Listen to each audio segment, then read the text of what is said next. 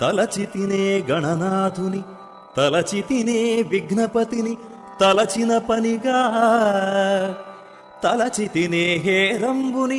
తలచిన నా విఘ్నములను తొలగుట కొరకు అటుకులు కొబ్బరి పలుకులు చిట్టి బెల్లము నాన్బ్రాలు చెరుకు రసంపం నిటలాక్షు నగ్రసుతునకు పటుతరముగ విందు చేతు ప్రార్థింతు మదిన్